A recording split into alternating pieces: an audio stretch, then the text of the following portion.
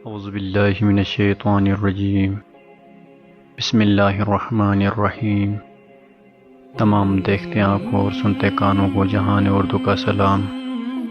پیارے دوستو، آج ہم آپ کے سامنے یمن کے ایک سردار طفیل کا اسلام قبول کرنے کا واقعہ سنانے والے ہیں۔ واقعہ شروع کرنے سے پہلے میں آپ تمام دوستوں سے گزارش کروں گا کہ اگر آپ میں سے کوئی دوست نیا آیا ہے تو ہمارے چینل کو سبسکرائب کریں اور ساتھ میں اس کی بیل آئیکن کو بھی دبائیں تاکہ ہمارے ہر نئے آنے والے ویڈیو کا نوٹیفیکیشن سب سے پہلے آپ کو مل سکے۔ تو چلیے دوستو، بڑھتے ہیں واقعے کی طرف۔ مکے میں پیارے رسول صلی اللہ علیہ وآلہ وسلم کو اسلام کی دعوت دیتے ہوئے 10 سال گزر چکے تھے۔ مکے کی گلی کوچوں میں ہر طرف اسلام کے چرچے تھے۔ بہت سے مرد اور بہت سی عورتیں مسلمان ہو چکی تھیں، کچھ بچے بھی مسلمان ہو چکے تھے۔ پیارے نبی صلی اللہ علیہ وآلہ وسلم کی زبان مبارک پر یہ تاثر تھا کہ جو بھی آپ صلی اللہ علیہ وآلہ وسلم کی زبان سے حق کی آواز سنتا، آپ کی ساتھیوں میں شامل ہو جاتا اور کلمہ طیبہ پڑھ کر مسلمان ہو جاتا۔ یہ حالت دیکھ کر مشرکین مکہ بہت جھنجھلاتے، رسول صلی اللہ علیہ وآلہ وسلم کو جادوگر کہتے اور لوگوں کو روکتے اور ان پر زور ڈالتے کہ وہ ان کی باتیں نہ سنیں۔ انہی دنوں میں یمن کے ایک مشہور شاعر طفیل مکے میں آئے۔ یہ اپنے قبیلے کے سردار تھے اور یمن کے لوگ ان کو بہت مانتے تھے۔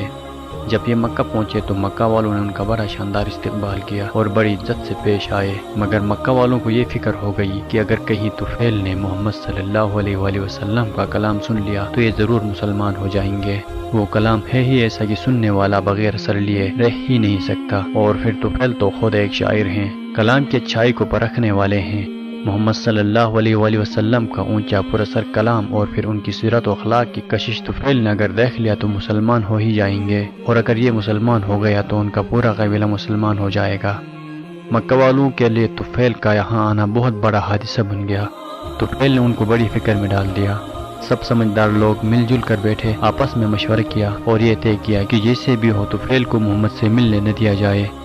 کچھ لوگ طفیل کے پاس پہنچے اور بڑی رازداری اور خیرخواہی کے انداز میں طفیل سے کہا، آپ نے ضرور ذکر سنا ہوگا، ہمارے یہاں ایک صاحب ہیں، وہ کچھ دنوں سے اپنے آپ کو نبی کہنے لگے ہیں، بڑے زبردست جادوگر ہیں اور ان کی باتوں میں بلا کا اثر ہے۔ ان کی باتیں سننے والا ان کے جادو سے ہرگز نہیں بچتا، جو بھی ایک بار ان کی باتیں سن لیتا ہے بس انہی کا ہو کر رہتا ہے۔ مکے کے بہت بھولے والے ان کی جادو میں پھنس گئے ہیں اور اپنے باپ دادا کے دین سے پھر گئے ہیں۔ بہت سے گھرانے ہیں جہاں انہوں نے بیٹھے بٹھائے باپ بیٹوں، میاں بیویوں اور چچا بھتیجوں میں لڑائی کرا رکھی ہے، اور پھر جس پر بھی ان کا جادو چل جاتا ہے وہ ایسا ہکا بکا ہو جاتا ہے کہ پھر وہ کسی کا نہیں سنتا، بھلا کیا مجال کہ وہ اپنی بات سے ہٹے۔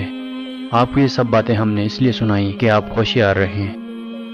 طفیل نے ان لوگوں کی باتیں بڑے غور سے سنی اور دل میں طے کر لیا کہ کچھ بھی ہو اس شخص کی بات ہرگز نہ سنوں گا، کہیں میرے اوپر بھی اس کی جادو کا اثر ہو گیا تو میں کیا کروں گا۔ اس کے بعد طفیل جب بھی کعبہ میں جاتے تو کانوں میں خوب روئی ٹھونس لیتے کہ کہیں اس شخص کی آواز کانوں میں نہ پڑ جائے۔ ایک دن کعبہ میں پیارے رسول صلی اللہ علیہ وآلہ وسلم نماز میں قرآن شریف پڑھ رہے تھے کہ اتفاقاً طفیل بھی وہاں پہنچ گئے۔ خدا کا کرنا، قرآن شریف کی آواز کان میں پڑ گئی۔ انہیں یہ آواز بہت بھلی لگی، پہلے تو ٹھٹکنے لگے، لیکن پھر سوچا کہ خود شاعر ہوں، اچھی بری بات کو سمجھتا ہوں، کلام کی باریکیوں اور خوبیوں سے واقف ہوں، کیا میں اتنا بھی نہیں سمجھ سکتا کہ کون سی بات میرے لیے اچھی ہے اور کون سی بری؟ سننا تو چاہیے کہ آخر یہ صاحب کس قسم کی باتیں کر رہے ہیں۔ یہ سوچ کر انہوں نے اپنے کان ادھر دھر لیے۔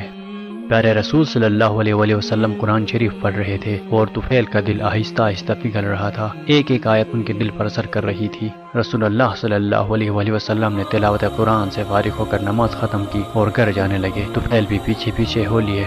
رسول اللہ صلی اللہ علیہ وآلہ وسلم جب اپنے دروازے پر پہنچے تو ایک آواز آئی، حضرت مجھے بھی اندر چلنے کی اجازت دیجیے۔ پیارے نبی صلی اللہ علیہ وآلہ وسلم نے مڑ کر دیکھا کہ یمن کا معزز سردار طفیل آپ سے اندر چلنے کی اجازت مانگ رہے ہیں۔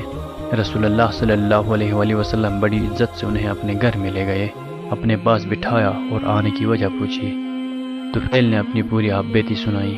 پیارے رسول صلی اللہ علیہ وآلہ وسلم نے بڑی دلچسپی سے طفیل کی آپ بیتی سنی۔ پھر طفیل نے کہا، حضور مجھے اپنی کچھ باتیں سنائیے۔ رسول اللہ صلی اللہ علیہ وآلہ وسلم نے قرآن کی چند اثر بھری آیتیں پڑھ کر سنائی۔ طفیل بڑے غور سے قرآن کی آیتیں سن رہے تھے اور انہیں ایسا معلوم ہو رہا تھا کہ دل کی سیاہی دھل رہی ہے، غفلت کے پردے اٹھ رہے ہیں اور حقیقت کا جمال ان کی آنکھوں کو روشن کر رہا ہے۔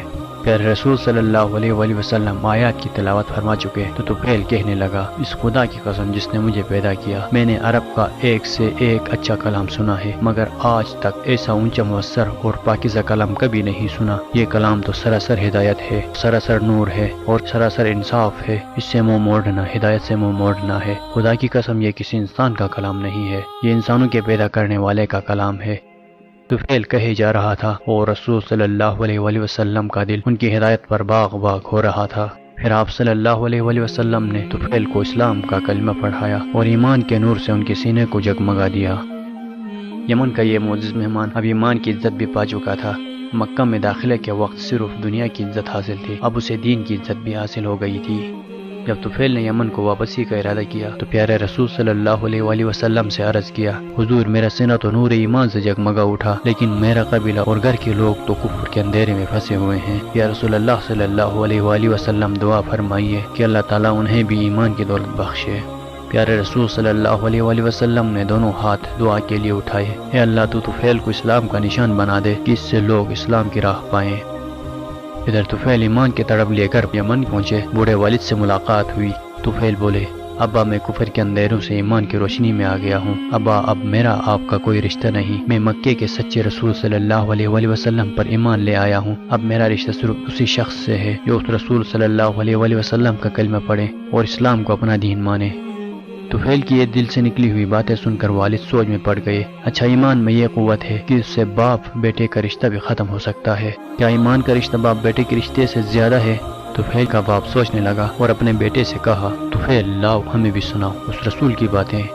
طفیل نے سمجھا کر اپنے باپ کو اسلام کا پیغام پہنچایا۔ حق کی کشش نے کام کیا اور بوڑھے باپ نے بیٹے سے کہا، طفیل بیٹے تم میرے بیٹے ہو اور میں تمہارا باپ ہوں، میں بھی اسی نبی پر ایمان لاتا ہوں جس پر تم ایمان لائے ہو۔ طفیل کی آنکھیں خوشی سے بہہ پڑی اور بولے، ابا جان چلیے غسل فرما لیجئے اور اسلام کا کلمہ پڑھ کر اللہ کے پیارے بن جائیے۔ طفیل کے باپ نے غسل کیا اور کلمہ شہادت پڑھا اور اسلام کی دولت سے مالا مال ہو گئے۔